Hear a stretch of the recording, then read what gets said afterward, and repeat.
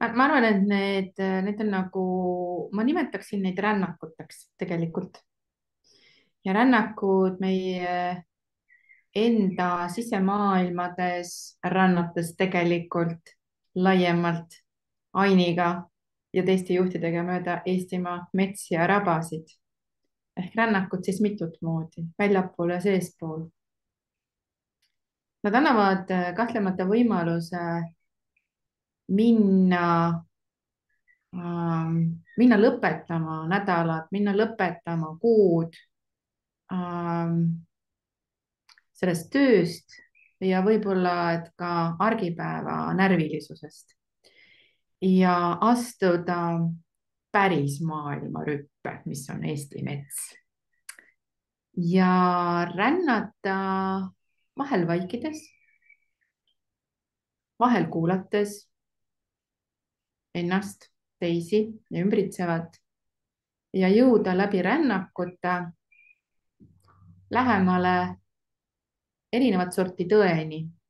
Ja tõde on selline asi, mis kõnetab inimesi väga erinevat moodi. Inimesed saavad erinevat moodi asjadest tõest aru ja see on see tõde, mis teda kõnetab ja võib-olla seda ta ongi kuulama tulnud. Ehk ta annab võimaluse aja maha võtta. Ta annab võimaluse paremini mõtiskleda ja anda asjadele tähendus, päris tähendus. Ja see kahtlemata aja mahavõtmine, rännak iseenda ja teistega tähenduse andmine on alati väga inspireeriv. Ja võib, et see inspireerid, võib-olla, et inimesed isegi inspireerivad iseennast ja on inspireeritud iseendast ja on inspireeritud teineteisest. Nii et päeva lõpuks, kui sa oled sealt rännakut tulnud, siis sa oled tegelikult ka päästetud. Nii toredad Eesti sõnad.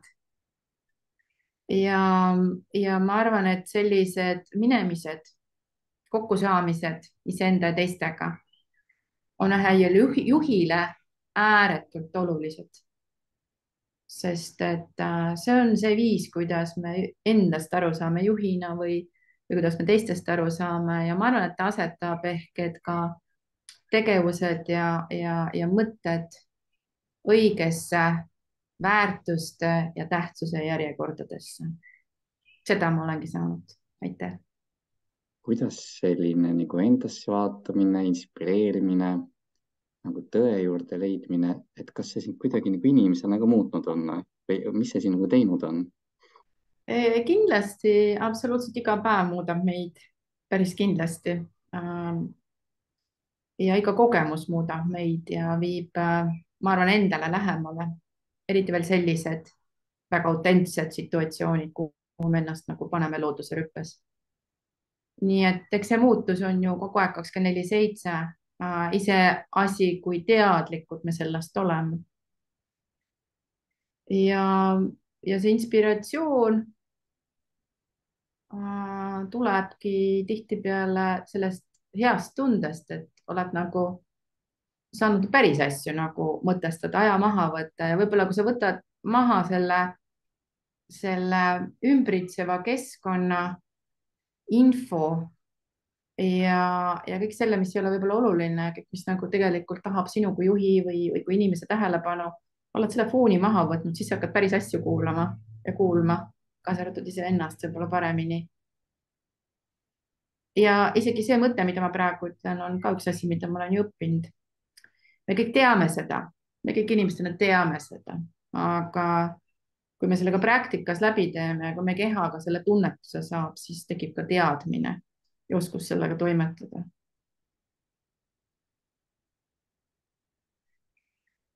Ma küsin hoopis niimoodi, et miks on nagu tähtis selle nagu enda päris selle siis, ma ei tea, olemusega või sellega, kes me nagu päriselt oleme, nagu kokku saada või ühendust saada või? Miks see sinu? Huvitav küsimus. Ehk et miks on oluline olla mina ise? Jah, Ma arvan, et absoluutselt kõik inimesed, kes siia maailma sünnivad, ma julgen arvata oma elukogemuse pinnalt, pürgivadki selle poole, et olla nemad ise. Sest see nemad ise on autentne, on julge, on eneseteadlik, ei ole kahtlev, ei ole hirmul, on heas kontaktis iseendaga ja seega ka teistega. ja on iseennast päästev ja see annab asjadele hoo ja kohalolu ja ilmselt ka nagu edu.